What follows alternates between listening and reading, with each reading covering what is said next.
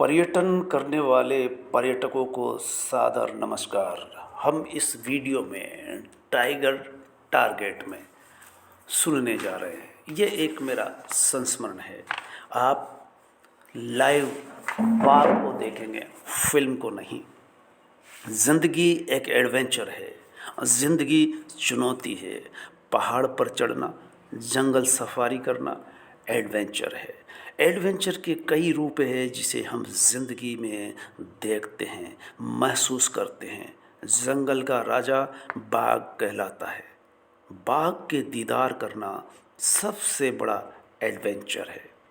हर व्यक्ति की ज़िंदगी में छोटे मोटे एडवेंचर होते हैं। कुछ एडवेंचर पहाड़ पर चढ़ना चुनते हैं। इसी तरह के एडवेंचर से गुजरने के लिए राजस्थान में बहुत सारे अभयारण्य हैं। रामगढ़ विषधारी अभयारण्य, रणथंभौर राष्ट्रीय अभयारण्य, सरिस्का वन्य जीव अभयारण्य, दर्रा वन्य जीव अभयारण्य, जैसलमेर अभयारण्य, कुंभलगढ़ अभयारण्य। हम यहाँ पर रणथंभौर राष्ट्रीय वन्यजीव अभयारण्य की शेयर मैंने आज से 5-6 साल पहले की थी। उसी पर संस्मरण लिखा था, उस संस्मरण से हम गुजरते हैं। रणथंभौर जो कभी राजा महाराजा उस किले में रहा करते थे, ठीक उसी के सामने वन्यजीव अभयारण्य है। मैंने इसका टाइटल दिया था टारगेट में टाइगर। मैं आपके सामने हूँ टारगेट में टाइगर के साथ। हर व्यक्ति का जीवन में कोई न कोई टारगेट अवश्य होता है। कुछ टारगेट पूरा होने में लंबा समय लेते हैं, तो कुछ ऐसे भी होते हैं जो कुछ ही समय में पूरे हो जाते हैं। कम से कम समय में ही पूर्ण हो जाने वाला बड़ा टारगेट क्या हो सकता है?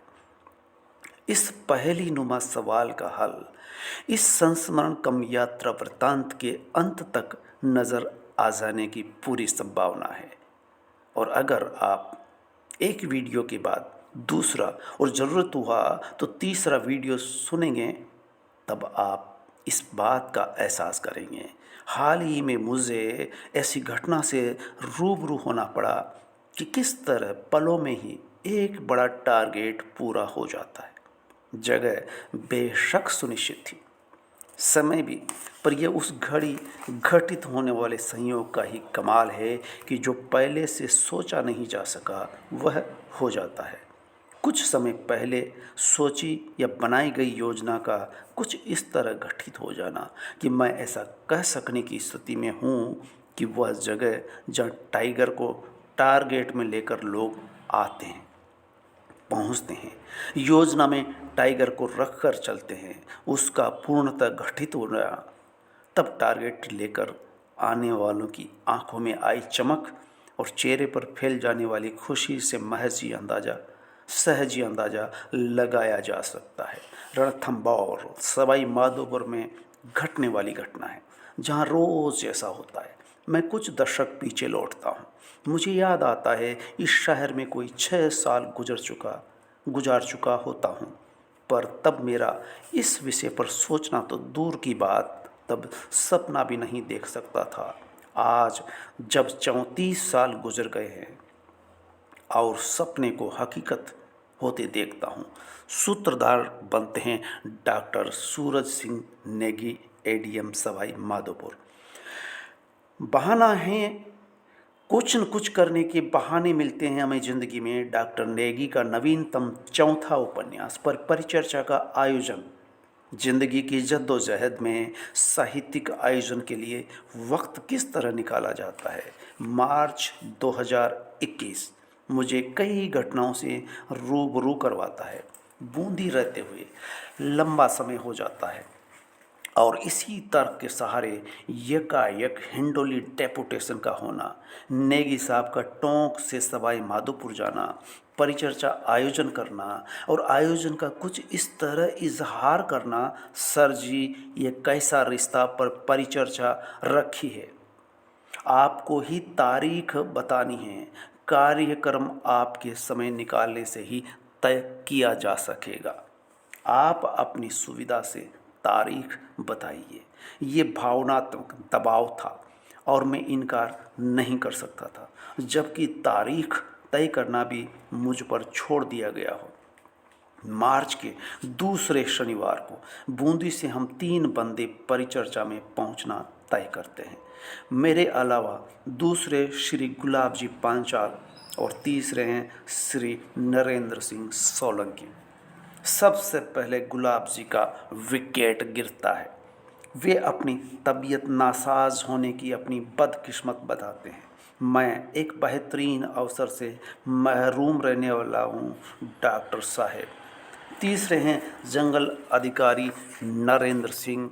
आप यात्रा को सुविधापूर्ण बनाने में सहयोगी कड़ी के रूप में भूमिका निभाते हैं, लेकिन आरंभ में ही असमंजस के पहाड़ से दो चार होना पड़ जाता है। मैं यात्रा आरंभ के लिए पूरी तरह तैयार हो जाता हूँ। मेरे द्वारा छुट्टी ली जा चुकी होती है, पर नरेंद्र सिंह द्वारा कार्यक्रमानुसार आवेदन पूर्व स्वीकृति न होने से मेरे लिए असमंजस बन जाता है। मैं समय पर तैयार हूँ और नरेंद्र सिंह का कोई पता ही नहीं। मोबाइल जो साइलेंट बताता है, जबकि वह मॉर्निंग वॉक पर कुछ यूं कहते हुए विदा लेता है। मैं मुख्यालय छोड़ने की दरख्वास्त देकर बस आधा घंटे में यूं गया और यूं आया। मैं आश्वस्त हो जाता हूँ, क्योंकि 2-3 दिन से मैं भूमिका बांधता रहा हूँ, पर जब 8:30 बज जाते तब मैं स्मरणार्थ मोबाइल करता हूँ। उनके न उठाने पर बार बार मोबाइल लगाता हूँ, बल्कि कुछ देर में ही 10-20 कॉल कर लेता हूँ, और वह है कि किसी कॉल को रिसीव ही नहीं करता, नहीं कोई जवाब देता है। तब मैं बेचैन हो उठता हूँ। मुझे लगता है कि किसी भी कारण से अगर नरेंद्र सिंह नहीं जा सके तो अकेला सफ़र करने के लिए मैं मानसिक तौर पर तैयार नहीं था, और नहीं बस या ट्रेन से पहुँचने की सूरत रह गई थी। ऐसे में यात्रा का एक ही माध्यम बनता है, वह था कार। अब यात्रा तभी संभव हो सकती है जब वह साथ हो। मैं नेगी सर से किए वादे के टूटने की चिंता से परेशान होने लगता हूँ। मैं जानता हूँ वह ठहरा जंगल का आदमी, उसे कभी भी इमरजेंसी कॉल आ सकती है, उसे ज़िले में कहीं भी तैनात होने का फरमान दिया जा सकता है। मैं तो छुट्टी ले चुका था। अगर यात्रा न हो सकी तब पूरा दिन खाली रहना होगा। बिना टारगेट के दिन कैसे गुजारा जा सकेगा, चिंता इस बात की थी। यह कितना मुश्किल दिन होगा बिना टारगेट के, क्योंकि टारगेट में तो कन्या महाविद्यालय सवाई माधोपुर हो चला था। मैं आ रहा हूँ उसी दिन या अगले दिन शेर अभयारण्य भी देखना है। उधर से आवाज़ आई, हाँ हाँ क्यों नहीं, ज़रूर देखेंगे। वैसे शनिवार और रविवार बहुत रश रहता है, पहले से बुकिंग रहती है, फिर भी व्यवस्था करेंगे। ये थे डॉक्टर सूरज सिंह नेगी, एडीएम सवाई माधोपुर। आश्वासन और असमंजस जैसा कुहासा लंबी बातचीत के बाद बना रह जाता है, यानी टारगेट सुनिश्चित नहीं हो सका था। एक तरह का असमंजस तो लास्ट तक बना रहता है, यहाँ तक कि सुबह जब गाड़ी सर्किट हाउस पहुंचती है और हम दोनों 200 मीटर दूर से दौड़ते हुए गेट तक पहुंचकर पूछते हैं, जवाब में मंत्री जी के लिए आई है सुनकर हम वापस लौट पड़ते हैं। इस सारी व्यवस्था के पीछे प्रशासक होने से अव्यवस्था असमंजस का कोई कारण नहीं होते हुए भी जिले के कई झंझट हुआ करते हैं। जिले में कहीं भी कभी भी झंझट हो सकते हैं। सारी जिम्मेदारी वाया डीएम एडीएम की ही हुआ करती है। ऐसे में एडीएम हर वक्त आपातकाल के डूह पर बैठा होता है। आपातकाल में साहित्य के लिए स्थान निकाल पाना मानी खेज है। मैं नेगी साहब को मोबाइल करता हूँ। उधर से गूंजती हुई आवाज़ आती है, हाँ मैं अब घर से चल दिया हूँ। मुझे इतना ही अंदाज़ा था कि नेगी सर हमें किसी स्थल तक पहुँचाएंगे, यात्रा पर तो हम दोनों ही होंगे। सो मैं उनसे उनकी तरफ पैदल चलने की कहता हुआ चल पड़ता हूँ। तब उनके शब्द होते हैं, नहीं ऐसा मत करना, गड़बड़ हो सकती है। हाँ, आप अधिक से अधिक गेट के आसपास बने रह सकते हैं। हम ठहरे सुबह सुबह रोज माटुंदा रोड नापने वाले, सो पैदल सर्किट हाउस से कॉलेज की तरफ आगे बढ़ जाते हैं। सामने से आती जाती गाड़ियों पर हम निगाह अवश्य टिकाए हुए थे। कुछ देर में ही हरे रंग की जिप्सी दौड़ती हुई हमारी तरफ आती दिखाई देती है। तभी मैंने देखा कि पीछे ऊपर उठी सीट पर जैसे कोई ऊंट सवार होता है, ठीक वैसे ही मैंने नैगी साहब को देखा। उन्हें इस तरह आता देखकर मैं गहरे एहसास से भर जाता हूँ। तब मैं अपने अंदर हो रही हलचल महसूस करता हूँ कि एक प्रशासक पर साहित्यकार बहुत भारी पड़ जाता है, क्योंकि मैंने इतना ही सोच रखा था कि नेगी साहब हमें जिप्सी पर बिठाकर वापस हो जाएंगे। जब जिप्सी जंगल की ओर फर्राटे बढ़ती हुई दौड़ने लगती है, तब शहर तेजी से पीछे छूटता चला जा रहा होता है। जंगल के मुहाने पर पहुंचते ही लगने लगा कि और दिनों की अपेक्षा ठंड बहुत अधिक है और मैं मात्र टी शर्ट में ही हूँ। इस समय अगर सफारी सूट में भी होता तो भी खास फर्क नहीं पड़ता, क्योंकि जिप्सी पूरी तरह खुली हुई थी। सो सीधी हवा सामने से आ रही थी। हवा का ठंडी हवा से सामना हो रहा था, और वह भी सुबह के 6:30 बजे। एक दिन पहले मार्च माह में ही बारिश व ओले पड़ चुके थे। मैंने देखा ड्राइवर और गाइड जरीकेन में चाक चौबंद थे। नेगी सर ने भी जैकेट पहन रखी थी। आप 2 बार पूछ लेते हैं, ठंड लग रही है क्या? मैं बेशक स्वीकृति में गर्दन हिलाता हूँ, पर ध्यान सामने दिख रहे घने जंगल में लगा देता हूँ।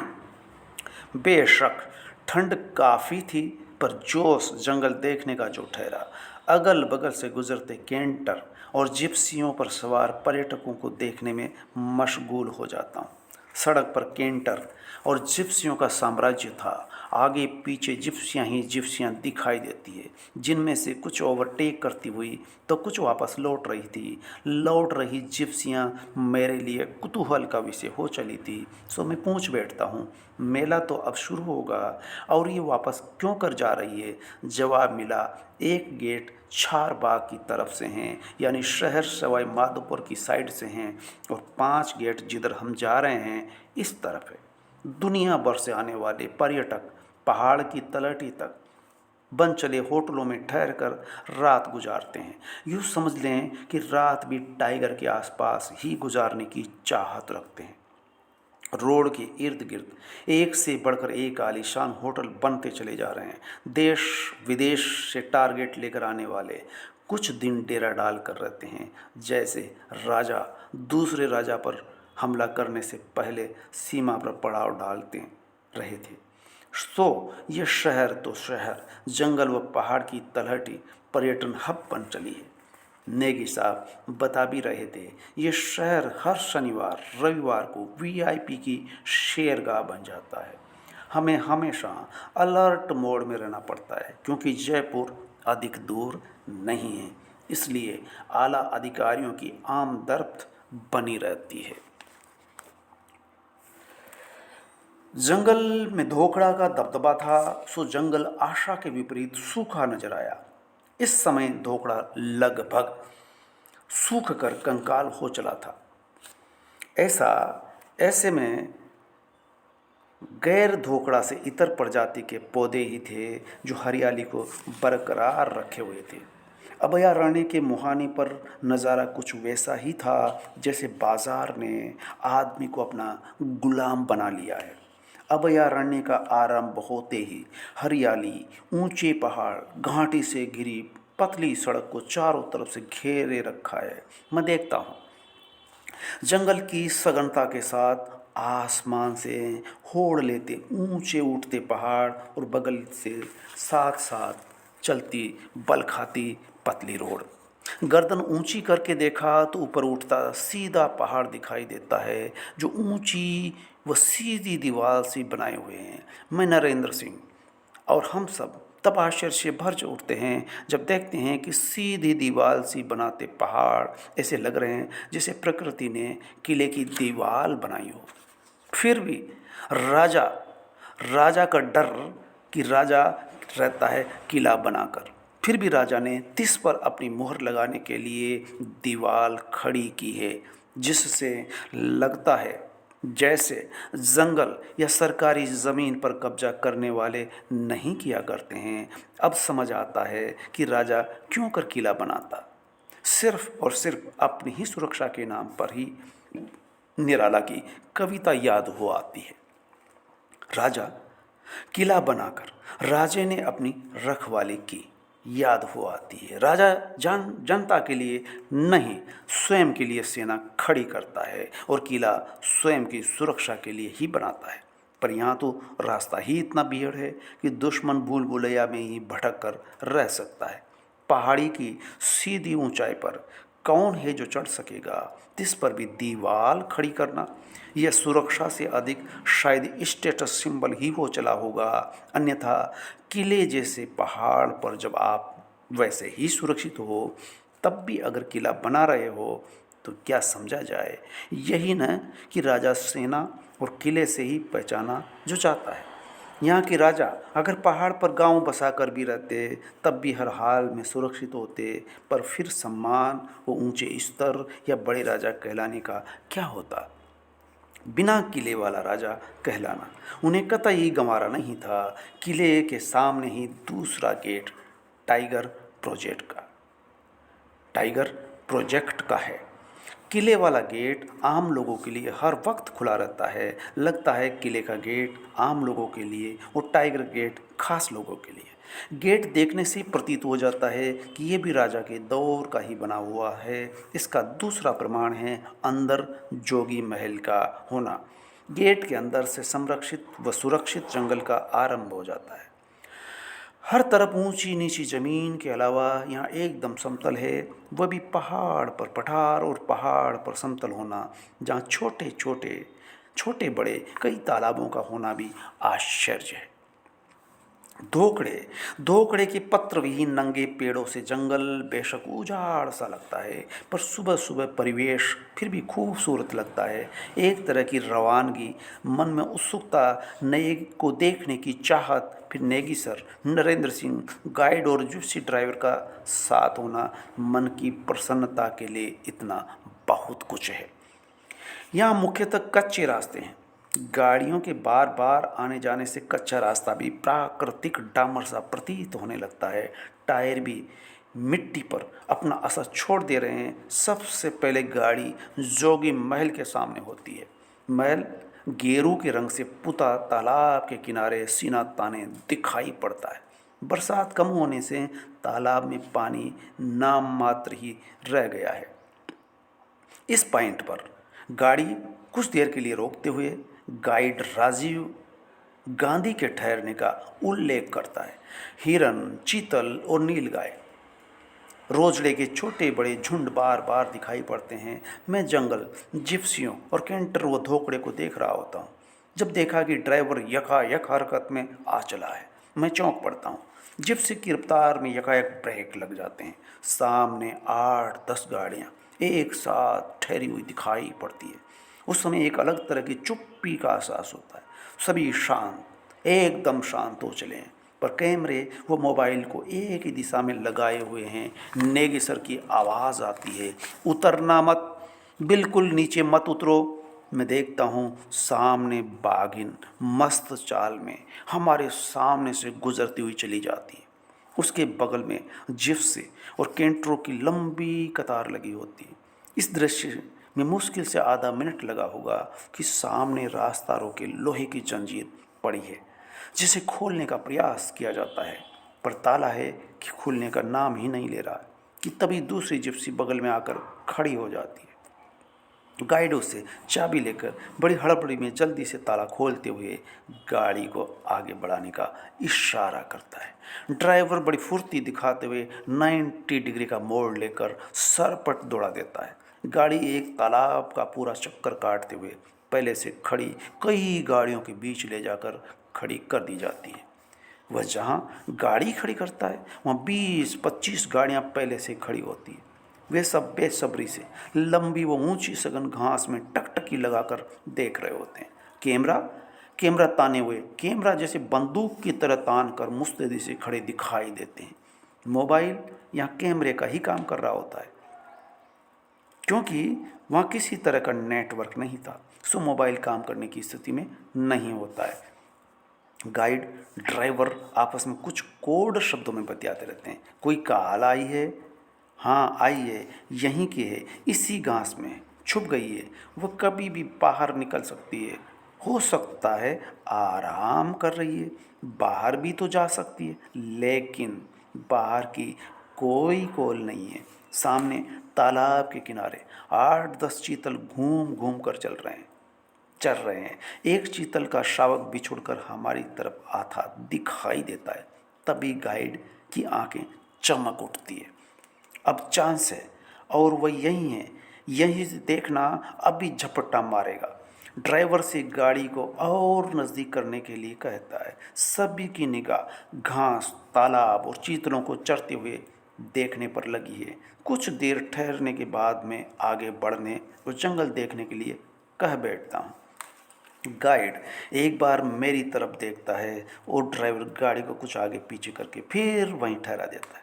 गाइड यूं बोलता है, कुछ देर और देख लेते हैं। इस दौरान कुछ जिप्सी और आ चुकी होती है। वे आपस में बतियाने लगते हैं। तभी पीछे से एक ड्राइवर बहस करने वाले को टोकता है, ये कमेंट्री फिर होटल में जाकर कर लेना। मैं आवाज़ की तरफ देखता हूँ और चुप्पी लगा जाता हूँ, पर नगेंद्र धीमी आवाज़ में अपनी बात करता रहता है। आखिर वो ठहरा जंगल का आदमी। मैं कुछ हद तक सहम जाता हूँ। टोकने वाले के मकसद पर सोचने लगता हूँ कि आवाज़ से शेरनी बाहर नहीं निकलेगी और सभी का मकसद भी एक ही है कि वह बाहर आए। टारगेट में टाइगर का शेष अंश आप अगले वीडियो में सुन सकेंगे। तो इस तरह से आप इन वीडियो में टाइगर में टारगेट, जंगल की शेर, बाघ का शिकार करना, बाघ का सामने से कुछ कदम दूर से गुजरना वगैरह का इंतज़ार करना, पर्यटकों की मानसिकता का यहाँ पर एक तरह से मनोवैज्ञानिक खाका आपको सुनाई दिखाई पड़ेगा, महसूस कर सकेंगे। बाघ को टीवी में या पुस्तकों में अवश्य देखा होगा, लेकिन वो देखना एक अलग होता है और लाइव प्रत्यक्ष रूबरू होकर के देखना वह एहसास अनुभूत कराता है। डर जैसे डरावनी फिल्म नहीं देखी जाती, वो डर तो फिल्मों में बैठ कर के देखा जाता है, लेकिन वही चीज़ अगर सामने खड़ी हो तब सामने जैसे मौत और मौत को अपने सामने से गुजरते हुए देखने का एहसास आप अगले 2 वीडियो में समझ सकेंगे। और जो अब तक अभयारण्य नहीं गए वे ये एहसास कर सकेंगे कि अभयारण्य कैसा होता है।